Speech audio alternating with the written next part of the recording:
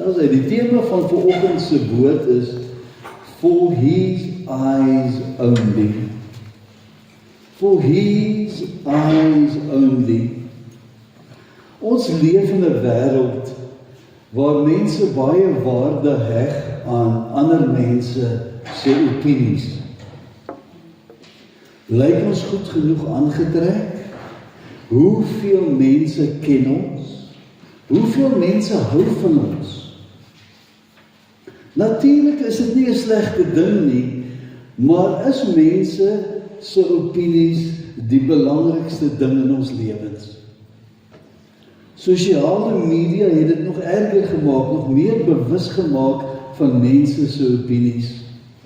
Veral onder die jong mense, hoeveel likes het ons gekry? Hoeveel followers het ons? Die probleem is ons oordeel mense en aanvaar mense volgens wat ons sien. Genadiglik werk dit nie so met die Here nie. Die Here sien verder, hy sien ons harte.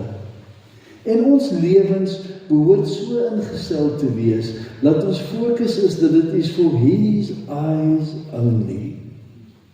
Dat ons nie onsself moet bekommer as die buurman nie van ons hou, omdat ons die Here dien nie. Dat ons nie sal kwel, as ons hierso sing, en dit klink soos 'n kraai. Want 'n kraai kan ook die naam van die Here groot maak. Moenie bekommerd oor wat die mense se opinie is nie. Because we're doing it for His eyes only. Jakobus het hieroor gepraat ook. Dit gaan nie op die bord wees nie, ek lees dit gou vandag vir u. As daar in julle vergadering 'n man inkom met goue ringe aan die vingers, met 'n pragtige kleed aan en daar kom ook 'n arm man in met vuil klere. En as jy opsien na hom wat die pragtige kleed dra en vir hom sê, gaan u op hierdie goeie plek sit en vir die arme sê, julle, gaan jy daar staan of hier onder my voetbank sit?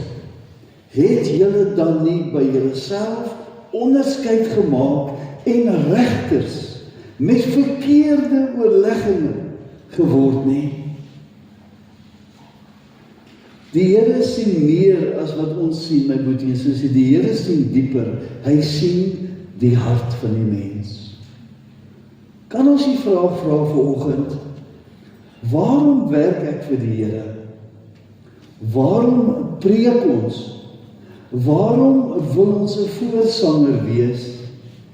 Is it because I love Jesus, or do I want to be seen by man? You see, we can do the right thing, but with the wrong motive. We can preach about Jesus and secretly hope that people recognize us.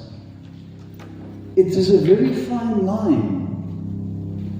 We can work for God and expect recognition and honor from men for ourselves. Christianity, my brother and sister, is not about how people see us. Christianity is about people seeing Jesus in us. Jesus must become more and we must become less, the word teaches us. It is all about a pure heart. It is all about our motives. Die Here stel meer belang in ons harte as in ons optrede of ons talente. Natuurlik, die Here soek seuns en dogters wie se grootste begeerte is om sy naam te verheerlik. Wanneer ons motiewe eerbaar is, dan getuig ons lewens van sy genade. Laasweek het ek hierdie voorbeeld ook gebruik, 1 Samuel 16 vers 7.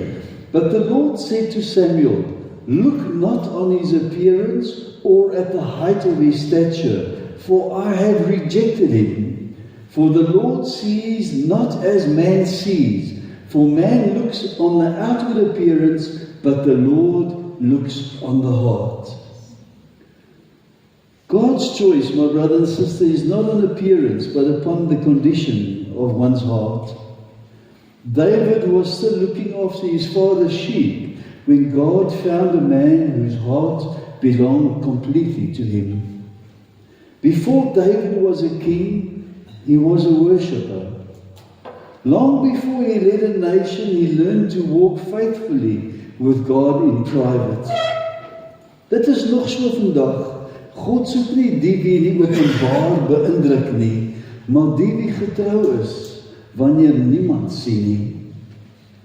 Voordat die Here ons met groter verantwoordelikhede vertrou, ontwikkel hy integriteit by ons. Voordat God ons in die openbaar stel, vorm hy ons in die stilte. Do we desire God's approval more than people's applause?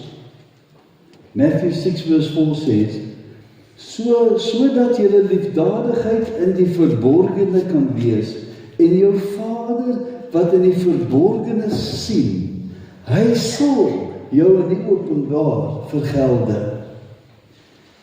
Jesus het gereeld daaroor gepraat, oor die hemelse Vader wat weet wat ons in die geheim doen. En om dit te bevestig, neem ek hier na Hebreërs 4:13 toe. He says, and not a creature exists. Think about this. Not a creature exists that is concealed from his sight. But all things are open and exposed, naked and defenseless to his eyes, of him with whom we have to do. Niks wat ons vir God doen, gaan ongemerk verby nie. Elke gebed, elke opoffering, elke tree van gehoorsaamheid en elke daad van liefde word deur Vader herken. Some of the most powerful prayers are prayed behind closed doors. Some of the greatest acts of generosity are never announced. Some of the deepest moments of worship happens when no one is present. Just you and your Heavenly Father. When we know that God knows, we do not need affirmation from people. Vader se goedkeuring is meer as genoeg. Is ons dieselfde persoon in die privaatheid van ons huis as die persoon in die publiek, as die persoon hier Sondagoggend wat smile en halleluja, is ons dieselfde persoon by die huis? God kyk altyd of ons getrou is in die klein dinge voordat hy groot dinge aan ons toevertrou. Soos ek gesê het, Dawid het skape opgepas voordat hy Israel kon gelei het. Josef moes getrou gevind word in die pligte in die gevangenis voordat hy Egipte kon regeer. Die onsigbare seisoene berei ons voor vir publieke diens. Ek neem hier nou Jakobus 4 vers 6 toe in die Amplified. But he gives us more and more grace. Hy gee ons meer en meer genade. Power of the Holy Spirit, that is grace, to meet this evil tendency in all others believe. He gives us more and more grace.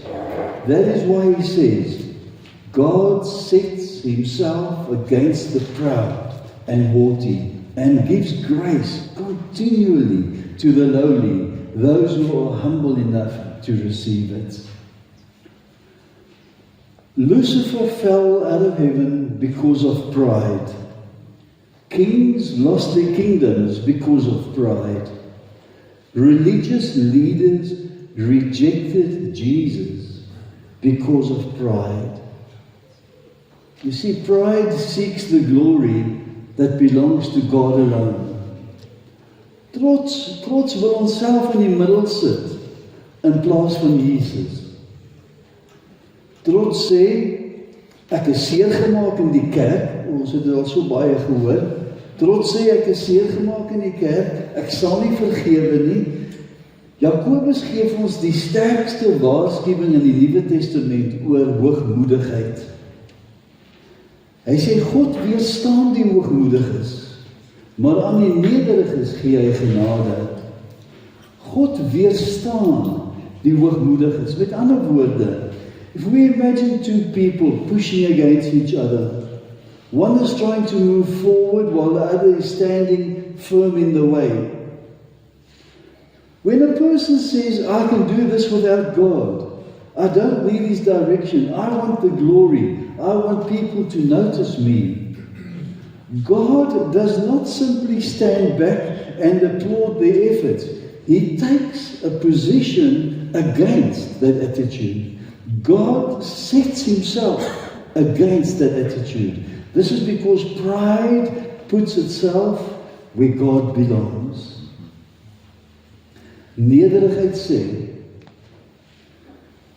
God het my gawes gegee, en hy doen dit, hy gee vir mense gawes. God het my gawes gegee, ek kan preek, ek kan sing, maar dit kom van hom af. God het my 'n platform gegee, maar dit behoort aan hom. God gebruik my, maar die eer is syne. When I try to make myself great, I put myself in opposition to God. He will resist me. But when I humble myself and make Jesus great, I position myself to receive God's grace. Humility is not about losing our importance, it is about finding our proper place. Johannes die Doper het so mooi gesê, Jesus moet meer word en hy moet minder word. Johannes wil nooit vir homself volgelinge by mekaar maak nie, maar het hulle na Jesus toe gewys, al die tyd na Jesus toe. We are simply stewards of his grace. Let us celebrate the victories of others. Let us give God the glory for every success that people reach. Let us not compare ourselves with others. Let us stay in our lane. It is so important to stay in your lane. Ek dink dit was Petrus wat vir die Here vra, wat van Johannes? Toe sê die Here, moet jy nie bekommer oor Johannes nie. Doen jy net wat ek vir jou vra. Mense mag sien wat ons doen, maar die Here sien werklik waarom ons dit doen.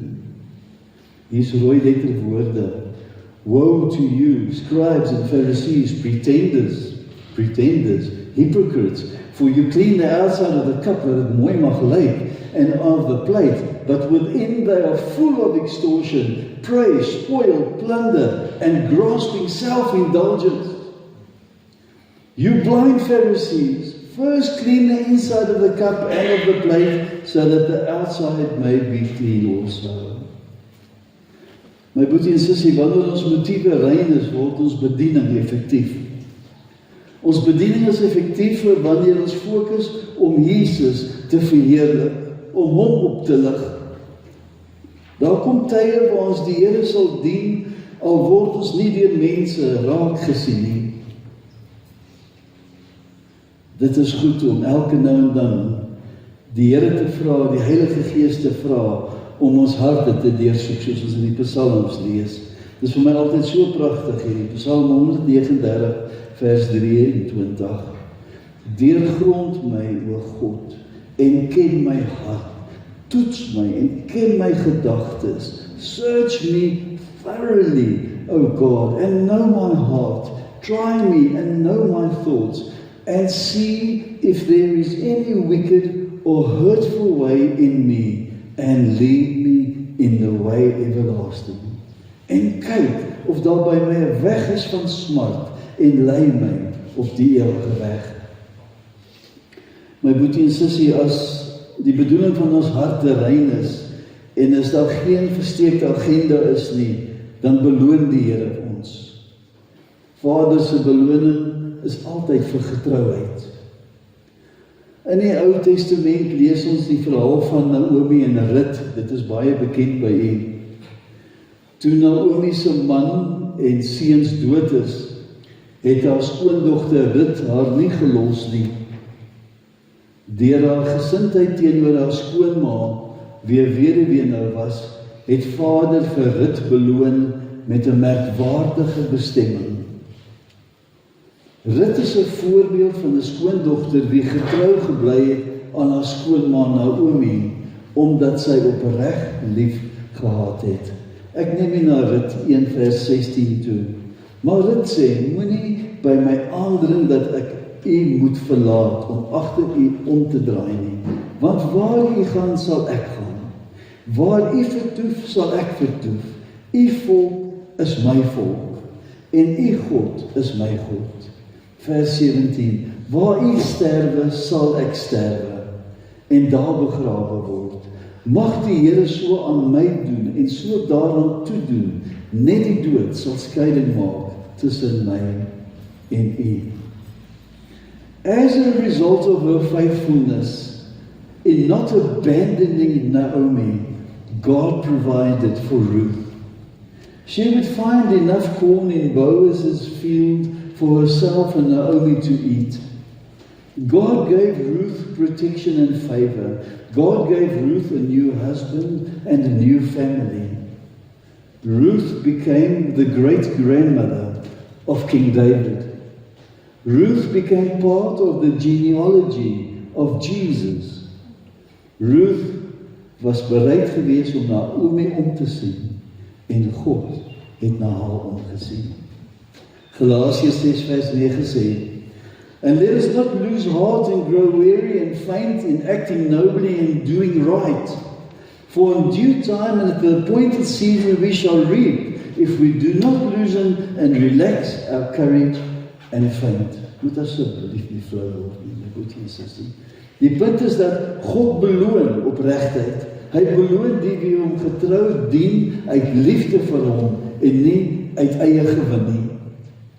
Omdat ons weet dat dit is wat ons doen deur Vader gesien word, wat ons doen deur hom gesien word, soek ons nie erkenning van mense af nie.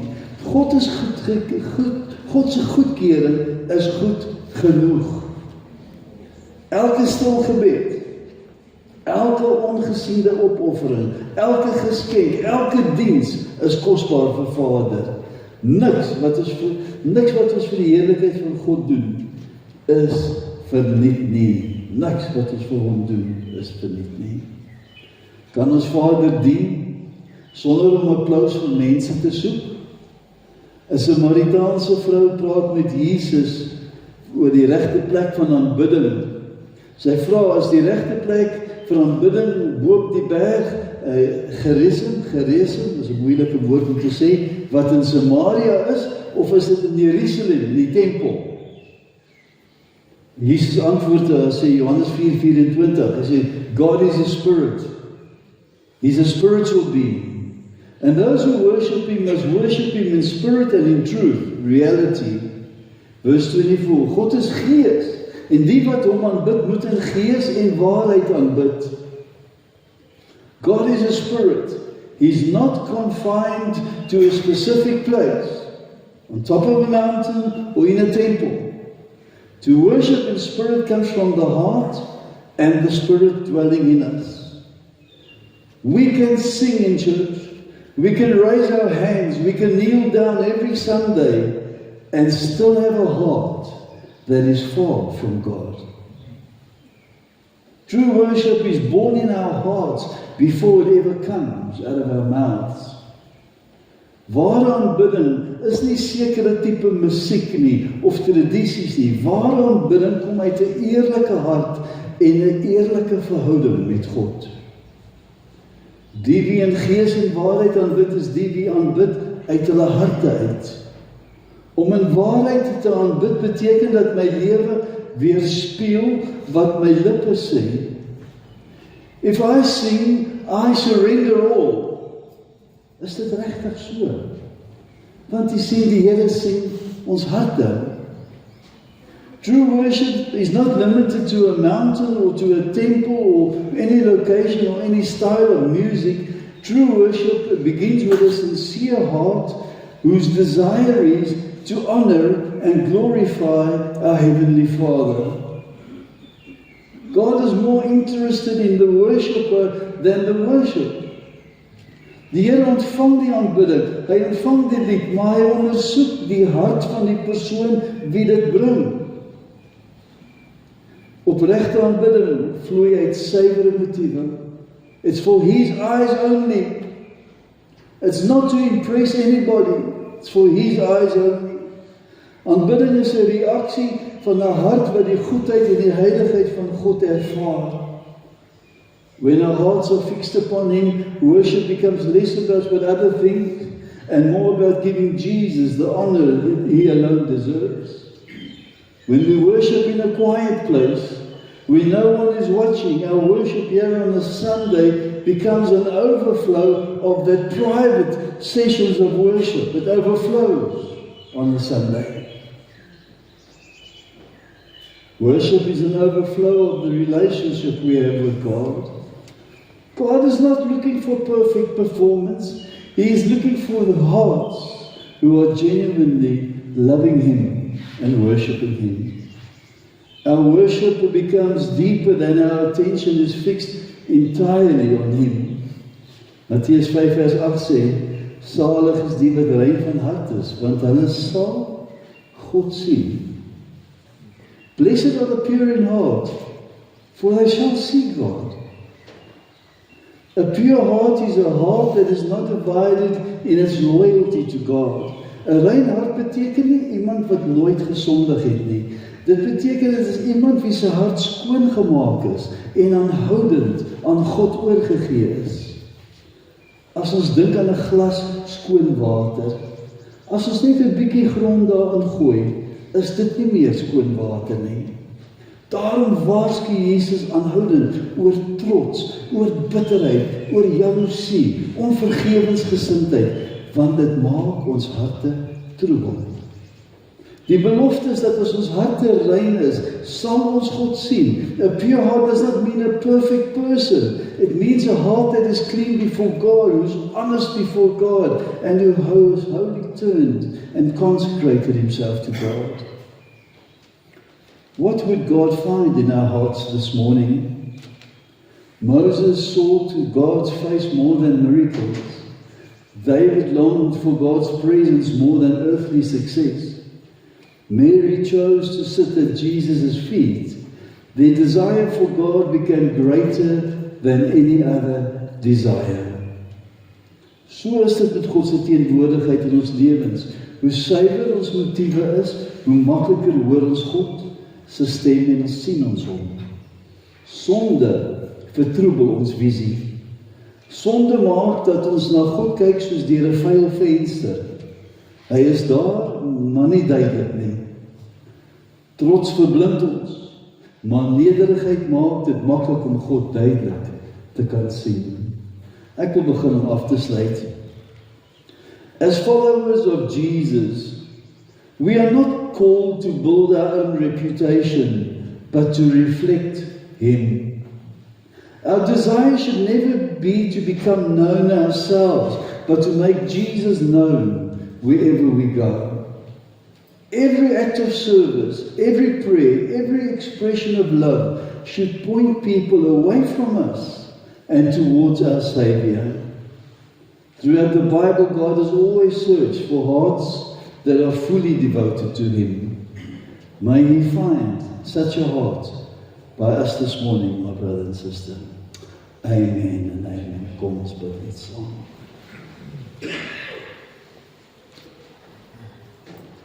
Here, dit is so groot waarheid.